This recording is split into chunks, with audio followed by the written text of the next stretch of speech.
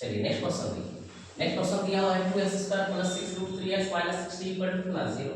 तो here a का value क्या दिया गया है 2, b का वैल्यू दिया गया है 6√3 और c का वैल्यू क्या दिया गया -6।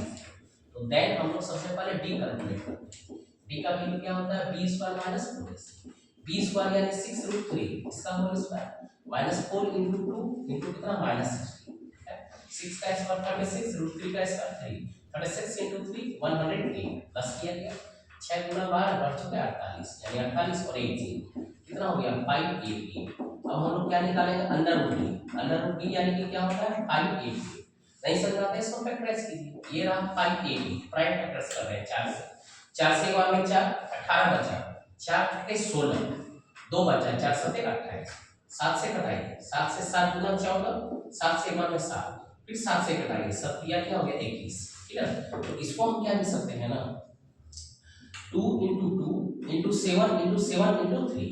तो ये बाहर है ना अंडर रूट d का एक्चुअल में वैल्यू क्या हो जाएगा 7 गुना 14 यानी कि 14√3 क्या आ गया 14√3। अब आपका बीटा ये रखा क्या देखो alpha -b + √d upon 2a -b का वैल्यू क्या है 6√3 यानी कि -6√3 और प्लस d का वैल्यू है 14√3 अपॉन 2a का वैल्यू 2 है यानी 2 2 जा 4 14 - 6 यानी कि 8 ये रहा 8√3 अपॉन 4 4 से कटा दिए 2 टाइम्स ये हो गया 2√3 एक आ गया है हमारा alpha therefore beta = -b √d upon 2a यानी -6√3 और -14√3 अपॉन किसके बराबर 4 के बराबर 14 + 6 क्या होता है 20 यानी कि -20√3 अपॉन 4 4 से कटाइए 5 बार यानी कि एक आंसर क्या हो गया -5। क्लियर है क्वेश्चन नंबर 1। नेक्स्ट क्वेश्चन देखिए क्वेश्चन नंबर 30। सबसे पहले ये a का वैल्यू यहां दिया गया 4√3 b का वैल्यू दिया गया 5 और c का वैल्यू दिया गया -2। तो सबसे पहले हम क्या कैलकुलेट कर लेते हैं d कैलकुलेट करते हैं यानी डिस्क्रिमिनेंट का फार्मूला क्या होता है b² - 4ac प्लस माइनस का विशेष ध्यान देना है। ये रहा 5 का होल स्क्वायर -4 * a का वैल्यू है 4√3 और b का वैल्यू है -2√3। ठीक है सबसे पहले 5 का स्क्वायर हो गया 25 माइनस प्लस सबसे पहले इसी को ध्यान देना उसके बाद मल्टीप्लिकेशन।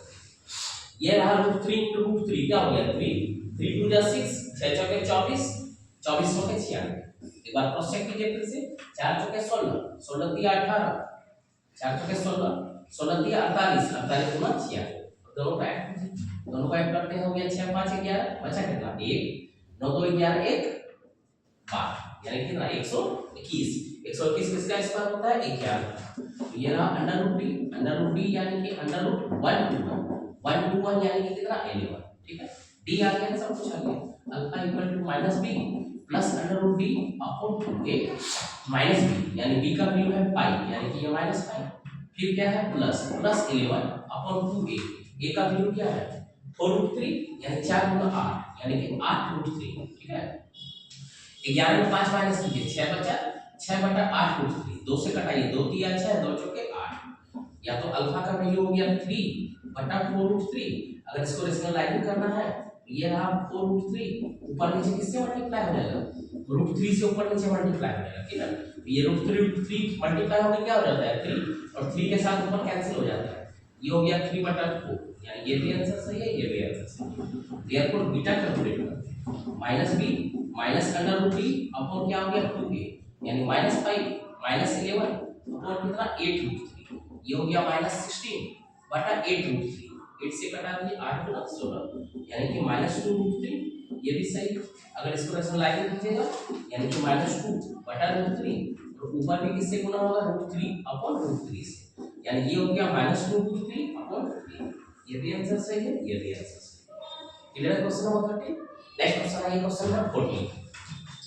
सबसे पहले इस सॉल्यूशन में 3x² - 2√6x + 2 = कितना 0।